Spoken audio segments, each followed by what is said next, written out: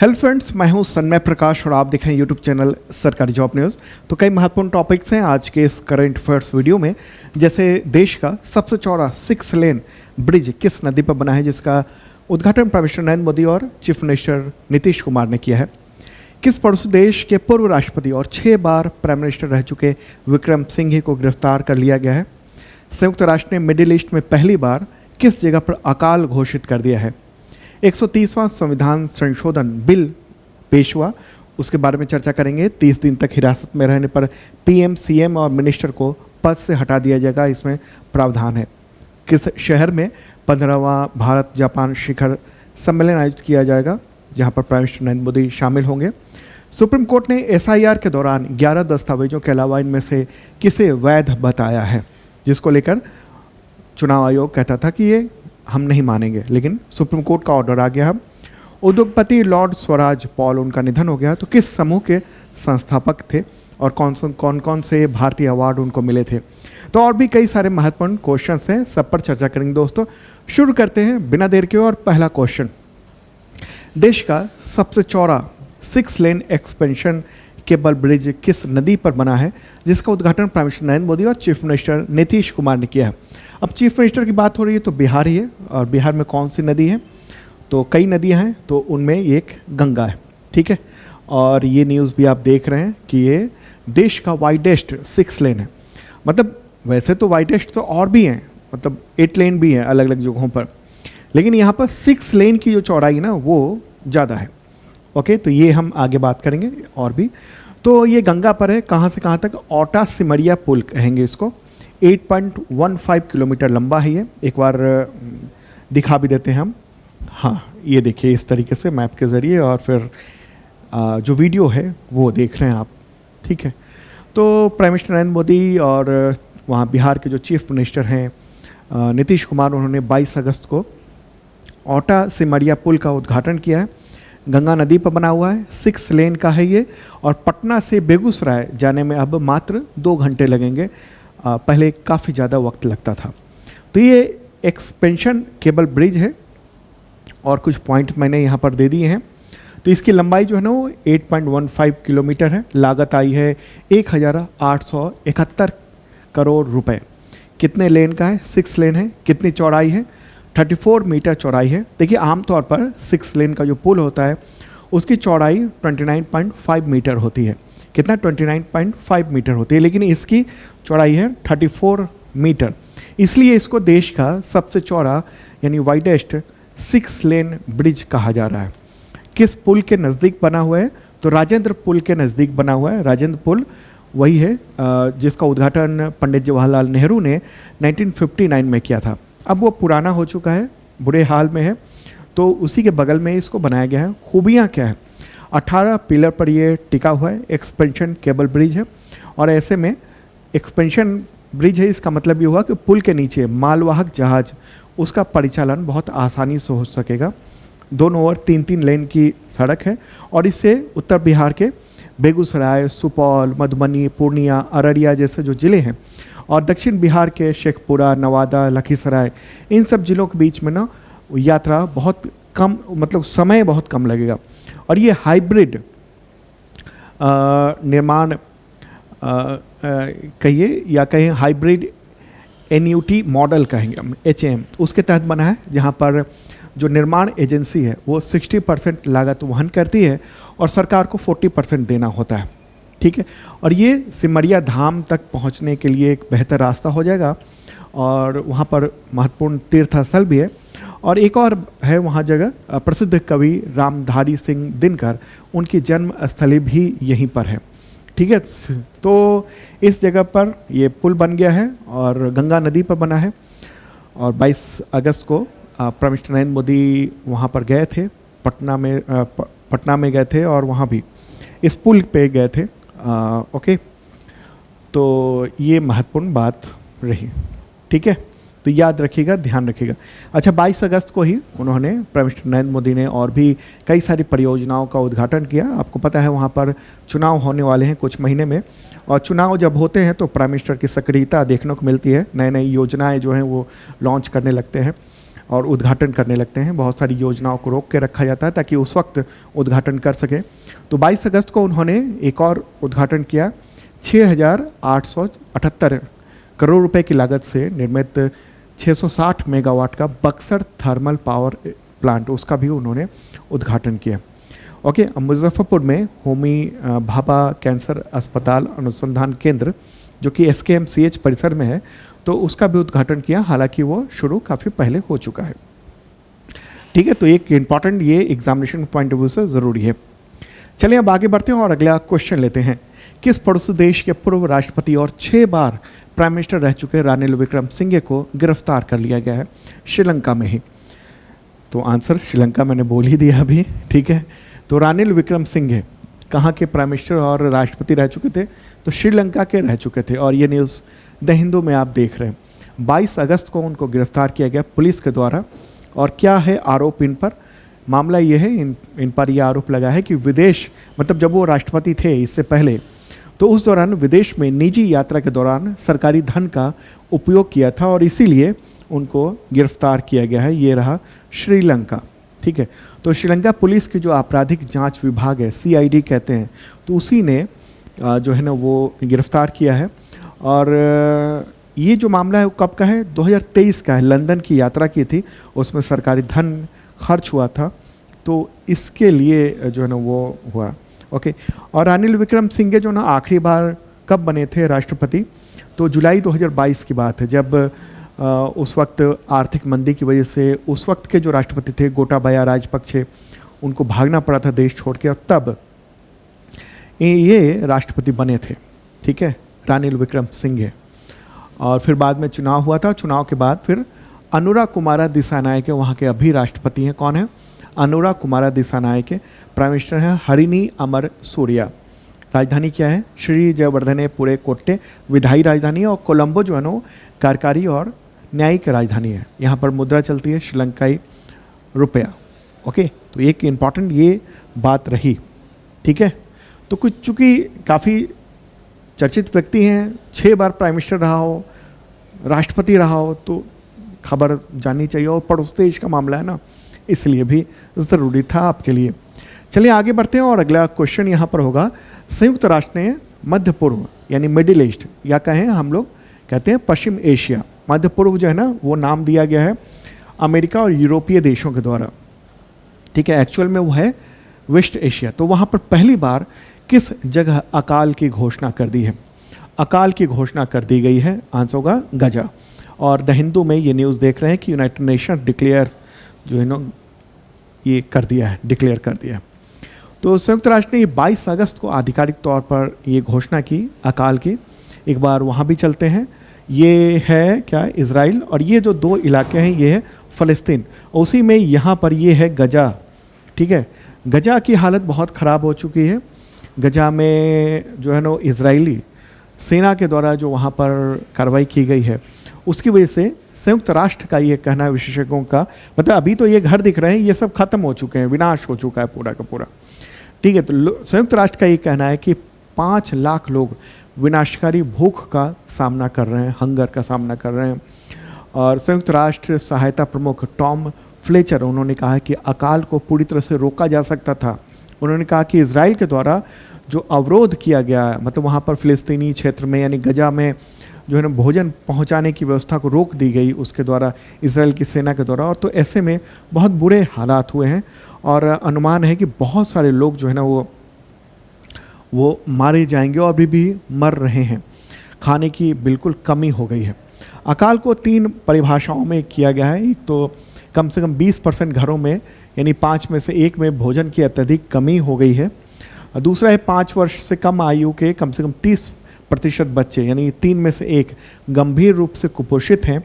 और तीसरा कि प्रतिदिन प्रत्येक 10,000 लोगों में से कम 2 लोग भूखमरी या कुपोषण या बीमारी के कारण मर रहे हैं। तो इसलिए यहाँ पर अकाल की घोषणा कर दी गई है। अकाल एक बहुत ही बुरी दशा होती है। ठीक है, हालांकि इस पूरे मुद्दे पर इजराइल का जो विदेश मंत्रालय है उसने पलटवार किया है यूनाइटेड नेशंस पर, कहा है कि गजा में कोई अकाल नहीं है। एक बयान जारी करके कहा है कि आईपीसी पैनल की एक रिपोर्ट आई और उसी के आधार पर संयुक्त राष्ट्र ने ये काम किया है, तो ये गलत है। ठीक है। और आपको पता होगा कि अक्टूबर 2023 में इजराइल पर हमास ने हमला कर दिया था, मतलब इजराइल पर, ये गजा में जो है ना वो हमास का कंट्रोल था। और उसी के बाद जब इजराइल ने प्रतिक्रिया की है तो भयानक प्रतिक्रिया कर दी है और युद्ध छिड़ गया है। और इसके परिणाम स्वरूप जो है ना 1219 लोगों की मौत हो गई है, जिनमें अधिकतर नागरिक थे। जबकि हमास के द्वारा जो संचालित गजा का स्वास्थ्य मंत्रालय है, उसके आंकड़ों की बात करें तो 62,000 से ज़्यादा फिलिस्तीनी मारे जा चुके हैं इस क्षेत्र में, गजा में 62,000 से ज़्यादा। और संयुक्त राष्ट्र इन आंकड़ों को विश्वसनीय भी मानता है। ठीक है। तो और एक और बात यह है कि इजराइल ने गजा पर पूर्ण कब्जा करने का भी ऐलान किया हुआ है, अगस्त में ही कर दिया था। कह दिया था कि हम गजा पर पूरा कंट्रोल कर लेंगे, वो हमारा इलाका हो जाएगा। ठीक है। तो भूख की इतनी हालत ख़राब है कि अगर कोई खाना देने भी जाता है तो ये स्थिति होती है, लोग भूख से तड़प रहे हैं गजा में। और यूनाइटेड नेशंस ने ये अकाल की घोषणा की है, तो बहुत महत्वपूर्ण हो जाता है एग्जामिनेशन के पॉइंट ऑफ व्यू से। चलिए अब आगे बढ़ते हैं। और हाँ दोस्तों, पसंद आ रहा हो तो लाइक बटन दबा दीजिएगा। और बहुत सारे स्टूडेंट हैं जो ये चैनल देखते हैं, सरकारी जॉब न्यूज़ यूट्यूब चैनल, लेकिन इसको सब्सक्राइब नहीं किया हुआ, तो उनसे अपील है ज़रूर कर लेंगे। और जो बेल आइकन है ना, उस पर ऑल का बटन दबा देंगे तो सारे जो भी डेली वीडियोस आते हैं करंट अफेयर्स के, वो सब आपको अवेलेबल हो जाएंगे टाइम पर। ओके। एक और बात बताऊं कि 71वीं बीपीएससी की अगर आप लोग एग्जामिनेशन तैयारी कर रहे हैं और देने जा रहे हैं एग्जामिनेशन अगले महीने, तो उसके लिए PYQ प्रैक्टिस क्लासेस चल रहे हैं। एक और यूट्यूब चैनल है, उसका नाम है शार्प लर्निंग ऑफिशियल। क्या है? Sharp learning official YouTube channel. तो वहाँ पर क्लासेस चल रहे हैं PYQ लगातार। ठीक है।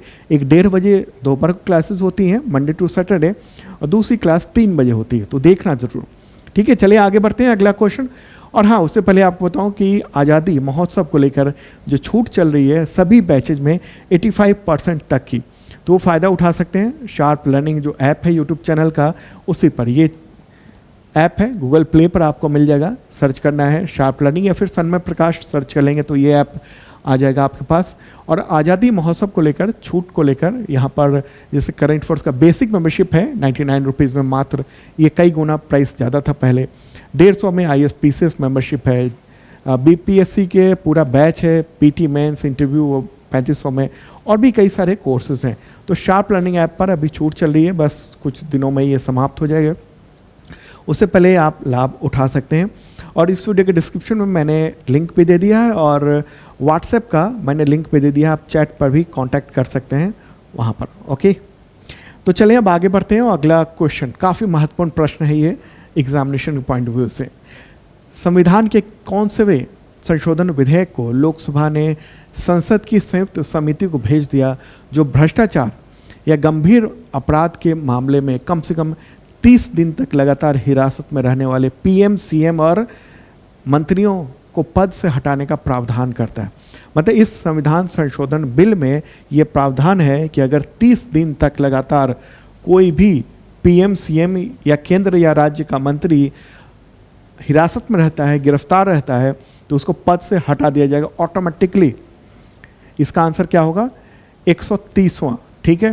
तो ये 130वां संविधान संशोधन बिल है और इसको लोकसभा में पेश किया गया था, लोकसभा में पेश किया गया था। और किसने पेश किया था? गृह मंत्री अमित शाह ने। ठीक है। 130वां संविधान संशोधन विधेयक जो कि भ्रष्टाचार या गंभीर अपराध के आरोप में अगर कम से कम 30 दिन तक हिरासत में रहने वाले जो तमाम मंत्री हैं उनको पद से हटाने का प्रावधान करता है। और इस विधेयक के ज़रिए जो है ना संशोधन किया जा रहा है संविधान में। और इस विधेयक को पारित करने के लिए, चूँकि संविधान संशोधन विधेयक है, तो इसको पारित करने के लिए मतलब वहाँ 2/3 बहुमत की आवश्यकता होगी। ठीक है। वहाँ जो उपस्थित सदस्य रहेंगे उनमें से। ओके। तो क्या प्रस्ताव है विधेयक में, अगर हम देखेंगे इसको, ये सब पॉइंट आप ध्यान रखिएगा, याद रखिए, या फिर PDF देख लेना, वहाँ भी आपको रिवाइज कर लेना होगा आपको। संविधान के अनुच्छेद 75 यानी 75, उसमें क्या प्रावधान है? तो केंद्रीय मंत्रिपरिषद के बारे में है। अनुच्छेद 164 राज्य मंत्रिपरिषद और अनुच्छेद 239A यानी केंद्र शासित प्रदेशों के मंत्री, तो उसमें संशोधन का प्रावधान है इसके जरिए 130वां संविधान संशोधन विधेयक के जरिए। नया खंड है उसमें कि ये है कि यदि कोई मंत्री पद पर बने रहते हुए किसी अपराध है जिसकी सजा 5 वर्ष या अधिक कारावास हो सकती है उसके आरोप में हो, तो आरोप में 30 दिन लगातार अगर गिरफ्तार या हिरासत में रहता है या जेल में रहता है, तो राष्ट्रपति के द्वारा प्रधानमंत्री की सलाह पर 31वें दिन उसको पद से हटाया जा सकता है। ठीक है, ये एक अलग तरह का ये संशोधन होने जा रहा है। अगर वो हिरासत से रिहा हो जाता है तो फिर ये निर्णय उल्टा जा सकता है, यानी फिर से वो व्यक्ति मुख्यमंत्री, प्रधानमंत्री या मंत्री बन सकता है। और इस मामले में इसमें सिर्फ कौन कौन जो है वो दायरे में आएंगे, तो मुख्यमंत्री, प्रधानमंत्री, राज्य और केंद्र के मंत्री, ये सब होंगे। उद्देश्य क्या है, सरकार का क्या कहना है, अमित शाह क्या बोल रहे हैं इसके मामले में, तो इस मामले में सरकार का ये कहना है कि गंभीर आपराधिक मामलों में गिरफ्तार मंत्रियों के लिए कानूनी ढांचा बनाना ज़रूरी है, क्योंकि ऐसे मंत्री संवैधानिक नैतिकता और अच्छे शासन के सिद्धांतों को बाधित कर सकते हैं, जिससे जनता का संवैधानिक विश्वास कम हो सकता है। ठीक है, तो ये बयान है इनका। लेकिन इस विधेयक की अच्छी बातें और ख़राब बातें क्या है। अच्छी बातें देख ली कि इससे क्या क्या होगा, मतलब जनता के बीच में विश्वास होगा।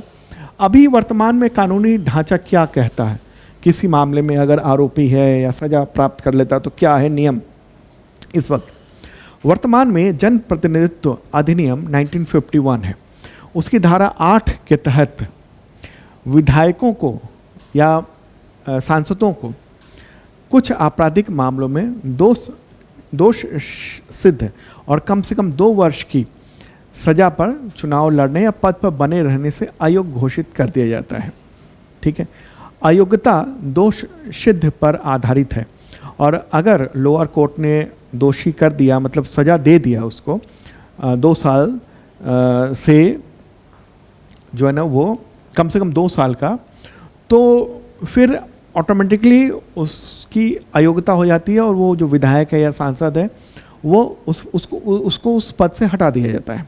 ठीक है, लेकिन अगर वो हाई कोर्ट चला जाता है और हाई कोर्ट उसको उस आदेश को, लोअर कोर्ट के आदेश को जो है ना वो उस पर अगर स्टे लगा देता है यानी स्थगित कर देता है, तो फिर से वो विधायक या सांसद बन सकता है अगर चुनाव उस दौरान न हुआ हो। तो कुछ समस्याएं भी हैं, क्या है, तो गिरफ्तारी और हिरासत जो है ना वो आपराधिक जांच की प्रक्रिया का एक हिस्सा होता है, और इसलिए उचित प्रक्रिया यानी ड्यू प्रोसेस के पर सवाल भी उठता है, क्योंकि भारत का जो संवैधानिक ढांचा है ना, वो जो आरोपी है उसको तब तक निर्दोष मानता है, मतलब सिर्फ आरोपी ही मानता है, दोषी नहीं मानता है तब तक जब तक कि अदालत के द्वारा जो है दोषी ना ठहरा दिया गया हो।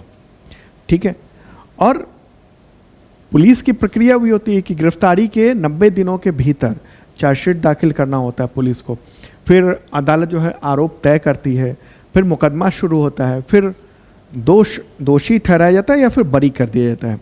तो उससे पहले, इस प्रक्रिया से पहले ही किसी को जो है अयोग्य घोषित कर दिया जाए, पीएम, सीएम या मंत्री को, तो ये एक अलग पूरा मामला देखने को मिला है। ठीक है, और अभी राजनीति का जो अपराधीकरण है वो तो बढ़ रहा है, लेकिन इसमें क्या है, बहुत सारे ऐसे मामले भी हैं, जैसे कि आप देख लीजिए झारखंड में जो हेमंत सोरेन जो मुख्यमंत्री थे, ठीक है, हैं अभी, तो उनको अचानक से गिरफ्तार कर लिया गया ऐसे मामले में, एक ऐसे ज़मीन के मामले में जिसके सबूत भी शायद पूरी तरह से जो है नहीं थे, तो उस पर मतलब सीधे तौर पर जो है ना वो दोषी ठहराया नहीं गया था, लेकिन उनको जेल में भेज दिया गया। लंबे समय तक जेल में रहे तो उनको इस्तीफा देना पड़ा था, दे दिया था उन्होंने, लेकिन बाद में फिर वो जब रिहा हुए हैं जेल से, उसका फिर से वो मुख्यमंत्री बने हैं। एक तो ये उदाहरण हो गया। दूसरा एक उदाहरण आप देखेंगे कि अरविंद केजरीवाल, उनको शराब घोटाले के मामले में गिरफ्तार कर लिया गया था, तो बहुत लंबे समय तक वो जेल में रहने के बावजूद वो मुख्यमंत्री के तौर पर काम कर रहे थे। ठीक है, तो कई बार ऐसा भी होता है ना कि फंसा दिया जाता है, ठीक है, राजनीतिक मामलों में, आप देखेंगे कि सत्ताधारी दल के कम ही नेता होते हैं, ना के बराबर होते हैं जिनको गिरफ्तार किया जाए, ठीक है। और ये जो पूरा मामला है उसमें आगे ये इस पर आशंका ये भी है, विशेषज्ञ ये भी कह रहे हैं कि अगर किसी मुख्यमंत्री को हटाना हो तो उनको जेल में डाला जा सकता है। बहुत सारे कानून हैं, ईडी जो गिरफ्तारियां कर रही हैं उस पर लगातार सुप्रीम कोर्ट ने बहुत सारी टिप्पणियां की हैं। जो ईडी के जो पूरे जो ईडी का जो काम है उस पर सवालिया निशान लगाता है, जिस तरीके से वो गिरफ्तारी करती है ईडी और जो कानून है उसमें, ठीक है। तो इसलिए भी इस विधेयक पर जो है ना थोड़ी चिंता जताई जा रही है। ओके, अच्छा, इस पूरे मामले पर ना ये जो अभी जो आया संविधान संशोधन विधेयक, तो इस पर अलग अलग विधि आयोग की भी सिफारिशें रही हैं, जिसे 1999 में 170वीं रिपोर्ट दी थी विधि आयोग ने, लॉ कमीशन ने, कि उसमें यह था कि 5 वर्ष तक की सजा वाले अपराधों में मतलब आरोप तय होने पर अयोग्यता कर दी जाए, जो 5 वर्ष या बड़ी होने तक रहे, ठीक है। आरोप तय होने की बात हो रही है, यहाँ सजा की भी बात नहीं हो रही। 2014 में 244वीं रिपोर्ट आई थी लॉ कमीशन की, और उसमें यह था कि आरोप तय होने पर अयोग्यता कर दी जाए, क्योंकि ये न्यायिक संतुष्टता दर्शाता है, पर्याप्त सामग्री मौजूद है, पुलिस की चार्जशीट में जो बातें हैं उससे अगर अदालत प्राथमिक तौर पर संतुष्ट है तो उसको कहा जाता है कि ये जो है वो आरोप तय हो चुका है, ठीक है। तो तब हटा दिया जाए पद से, लेकिन उससे पहले हटाना वो प्राकृतिक न्याय के विरुद्ध होगा, ठीक है। तो यहाँ भी है, हालांकि आरोप तय होना का मतलब क्या हुआ, मतलब ये हुआ कि ट्रायल जज ने जो चार्जशीट मतलब पुलिस को द्वारा जो चार्जशीट दाखिल की गई है उसको प्रथम दृष्टया उसने मान लिया कि हाँ ये गड़बड़ है, फिर उसके बाद फिर सुनवाई होती है कि अपराध फिर साबित होता है या फिर साबित नहीं होता है, ठीक है। तो ये पूरा जो है ना मुद्दा है इम्पॉर्टेंट, और भी कुछ पॉइंट है। हाँ, सुप्रीम कोर्ट ने इस पूरे मामले पर पहले जो फैसले दिए हुए हैं वो भी महत्वपूर्ण है। ये सब कहाँ से दे रहा हूँ मैं, ये जो इंडियन एक्सप्रेस ने काफ़ी डिटेल में इस पर बताया हुआ है उसके आधार पर दे रहा हूँ मैं। 2014 में एक फैसला आया था मनोज नरूला बनाम भारत संघ के मामले में, और उसमें ये बात सामने आई कि आपराधिक पृष्ठभूमि वाले व्यक्ति को मंत्री बनाने पर कोई रोक नहीं है, लेकिन प्रधानमंत्री या मुख्यमंत्री को ऐसे व्यक्तियों को मंत्री बनाने के लिए चुनने से बचना चाहिए जो खासतौर पर गंभीर अपराधों में वो हैं। लेटेस्ट एक और मामला आया था 2023 का है, तमिलनाडु के मंत्री थे वी सेंथिल बालाजी, और उनकी गिरफ्तारी हो गई थी ईडी के द्वारा, 14 महीने तक हिरासत में थे। जमानत पर रिहा होने के बाद वो फिर से मंत्री बनाया गया था, और सुप्रीम कोर्ट ने ये कहा था कि स्वतंत्रता या पद इन दोनों में से एक को चुना जाए, ठीक है। तो फिर बालाजी ने उस वक्त इस्तीफा दिया था। अरविंद केजरीवाल ने हालांकि जेल में थे तो स्वेच्छा से इस्तीफा दिया था, लेकिन मामला सुप्रीम कोर्ट भी गया था, तो उस समय भी सुप्रीम कोर्ट ने कहा था कि ये पूरा मामला जो ना संसद को तय कर लेने दीजिए, ठीक है। एक और दूसरा पक्ष ये है कि ये द हिंदू में एक खबर है, ADR की एक रिपोर्ट है कि 40% जो चीफ मिनिस्टर हैं वो क्रिमिनल केसेस जो है ना उन पर चल रहे हैं। तो इस तरह से अगर आगे कुछ होता है तो क्या होगा, 40% उनको अगर कोई सरकार चाहती है केंद्र की, चाहे कोई भी हो, कि फलाने मुख्यमंत्री को हटाना है, तो ऑलरेडी चीफ मिनिस्टर पर क्रिमिनल केसेस चल ही रहे हैं, तो जेल में डालो और फिर उनको पद से हटा दो, ये भी हो सकता है। तो खैर ये जो पूरा मुद्दा है मैंने वो इंडियन एक्सप्रेस, द हिंदू, इन सब के आधार पे मैंने आपको कंटेंट बताया है, ठीक है। एग्जामिनेशन पॉइंट ऑफ व्यू से महत्वपूर्ण है, और PDF में मैंने काफ़ी विस्तार में ये सब चीज़ें दी हैं, समझ भी होनी चाहिए आपको इन सब के बारे में, ठीक है। नेशनल स्पेस डे कब मनाया जाता है, तो 23 अगस्त को मनाया जाता है, और इस बार की थीम क्या है,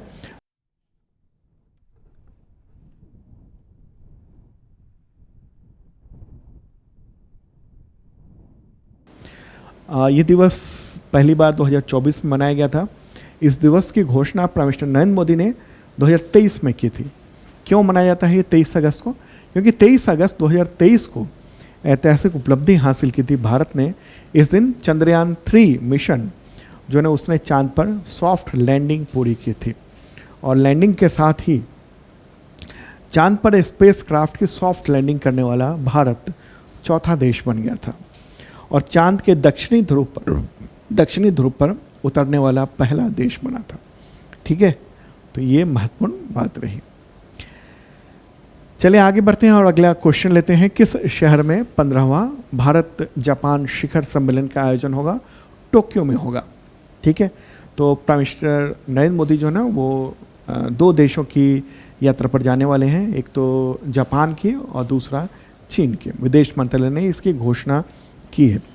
एक तो जापान में 29-30 अगस्त को जापान की राजधानी टोक्यो में 15वां भारत जापान एनुअल समिट होने जा रहा है। उसमें भारत के प्राइम मिनिस्टर नरेंद्र मोदी और जापान के जो प्राइम मिनिस्टर हैं शिगेरू इशिबा, क्या नाम है? शिगेरू इशिबा, तो वो शिखर सम्मेलन में हिस्सा लेंगे दोनों। और क्षेत्रीय और वैश्विक मुद्दे हैं, इसके अलावा डिफेंस है, ट्रेड है, टेक्नोलॉजी है, इनोवेशन है, इन सब पर रणनीतिक साझेदारी की चर्चा होगी। दूसरा है 31 अगस्त से 1 सितंबर तक चीन के शहर है तियानजिन, वहाँ पर शंघाई सहयोग संगठन यानी एससीओ का वो शिखर सम्मेलन होने वाला है, और उसमें प्राइम मिनिस्टर नरेंद्र मोदी जा रहे हैं वहाँ चीन। और चीन के राष्ट्रपति शी जिनपिंग के निमंत्रण पर, उनके आमंत्रण पर जा रहे हैं वहाँ पर। और इस दौरान उन दोनों के साथ शी जिनपिंग और प्राइम मिनिस्टर नरेंद्र मोदी की द्विपक्षीय बातचीत भी होने वाली है। ओके, चलें आगे बढ़ते हैं। क्वेश्चन नहीं है यहाँ पर, ये है प्रमुख खेल आयोजन जो ना अहमदाबाद में होने वाले हैं इस साल। कौन कौन से होने वाले हैं? तो एक तो राष्ट्रमंडल भारोत्तोलन चैंपियनशिप होने वाला है 24 से 30 अगस्त तक अहमदाबाद के जो नारनपुरा स्पोर्ट्स कॉम्प्लेक्स है वहाँ पर।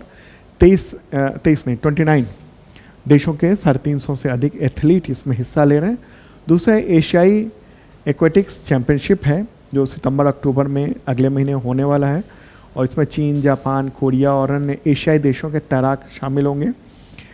तीसरा है AFC under 17 Asia cup 2026 qualifier, ये आयोजन होने वाला है 22 से 30 नवंबर को, और ये जगह है the Arena by TransStadia. ठीक है, इसमें ये ग्रुप डी की टीमें इसमें हिस्सा ले रही है। भारत, ईरान, चीनी ताइपे यानी जो ताइवान है वो, और लेबनान। ठीक है, अगला क्वेश्चन। सुप्रीम कोर्ट ने बिहार में चुनाव के SIR यानी विशेष गहन पुनरीक्षण के दौरान मतदाताओं के लिए 11 दस्तावेजों के अलावा इनमें से किसे वैध बताया है? 11 तो वैध हैं, लेकिन दूसरे को मानने को तैयार नहीं था चुनाव आयोग, तो सुप्रीम कोर्ट ने आदेश दे दिया है, और आंसर होगा आधार कार्ड। ठीक है, न्यूज़ भी देख रहे हैं, आधार कार्ड को वैलिड कह दिया है सुप्रीम कोर्ट ने। जो स्पेशल इंसेंटिव रिवीजन चल रहा है ना मतदाता सूची का, उसको लेकर आपको पता होगा, मैंने पिछली बार बताया था कि करीब 65 लाख लोगों का नाम हटा दिया गया था मतदाता सूची का जो मसौदा लिस्ट जारी हुआ था उसमें से, और कईयों को मृत घोषित कर दिया गया था कि मर गए हैं, और कईयों के पास 11 दस्तावेज नहीं थे, 11 ये दस्तावेज, तो इसलिए उनका नाम हटा दिया गया था। तो फिर मामला सुप्रीम कोर्ट गया था, और जो जिनको मृतक घोषित कर दिया था सुप्रीम कोर्ट ने, उनमें से कई सारे मृतक सुप्रीम कोर्ट के जज के सामने पेश हुए थे कि भाई हमें तो मृतक घोषित कर दिया गया है। तो उसके बाद फिर सुप्रीम कोर्ट ने उस वक्त भी कई आदेश दिए थे, और अब ये आदेश दिया है कि आधार को माना जाएगा, जो भी व्यक्ति है आधार अपना देकर ऑनलाइन या ऑफलाइन वहाँ जाकर ये दावा कर सकता है, और उनका नाम वोटर लिस्ट में डालना पड़ेगा। ठीक है, तो ये पूरा मुद्दा है।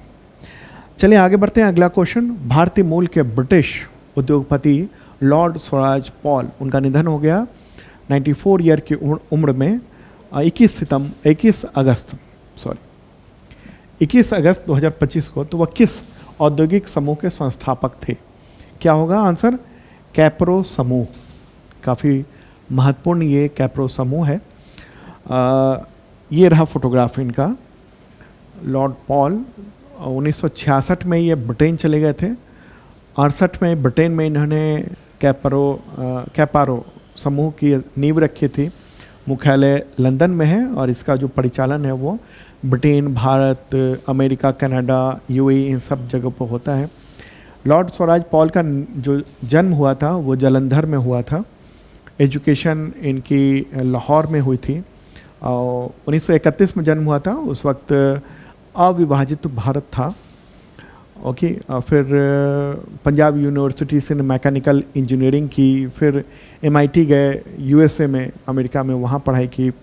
66 में ये लंदन चले गए, फिर कैपिटल ग्रुप बनाया। ब्रिटेन की बड़ी एक स्टील इंजीनियरिंग ऑटोमोटिव ये कंपनी बनी है।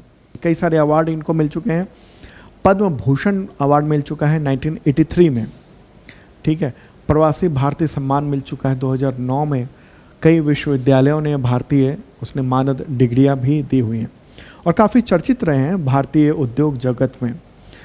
एक समय की बात है 1980 के दशक में इन्होंने इनके जो कैपारो ग्रुप है उसने भारतीय कंपनियों में निवेश करना शुरू कर दिया था और उन पर कब्जा करने की कोशिश में ये लगे हुए थे, ठीक है। उसमें एस्कॉर्ट्स लिमिटेड जो एग्रीकल्चर मशीनरी ट्रैक्टर बनाती है वो है गे। दूसरी एक और कंपनी थी, उसमें भी निवेश कर दिया था, DMC लिमिटेड, उसमें भी निवेश कर दिया था और उस कंपनी का जो मैनेजमेंट है वो अपने नियंत्रण में लेने की कोशिश की थी। काफ़ी चर्चा हुई थी उस वक्त। और फिर उस वक्त जो प्राइम मिनिस्टर थी इंदिरा गांधी, फिर उन्होंने हस्तक्षेप किया और फिर कानून वगैरह बदला तो फिर ये कब्जा नहीं कर पाए कई कंपनियों पर, ठीक है। तो काफ़ी प्रमुख ये चर्चित व्यक्ति रहे हैं। अगला क्वेश्चन होगा विश्व गुजराती भाषा दिवस कब मनाया जाता है? तो आंसर होगा 24 अगस्त को। क्यों मनाया जाता है ये दिन? तो ये गुजरात के महान लेखक वीर नर्मद, उनकी जयंती के उपलक्ष्य में मनाया जाता है। वीर नर्मद को कवि थे वो, उनको गुजराती भाषा का निर्माता के तौर पर भी जाना जाता है, कहा जाता है। उनका जन्म हुआ था 24 अगस्त 1833 में, 1833 में सूरत में, ठीक है। तो दोस्तों ये था इंपॉर्टेंट करंट अफेयर्स। मैं केवल करंट अफेयर्स बताता हूँ, इधर उधर की कोई बात नहीं, कोई इधर उधर की कुछ नहीं, सीधी बात कंटेंट, ओके। तो देखते रहिए, कल फिर मिलेंगे। वीकली करंट अफेयर्स संडे को आता है तो संडे को वो आएगा, फिर Monday to Saturday daily current affairs वो देखिएगा आप, ओके। बाय।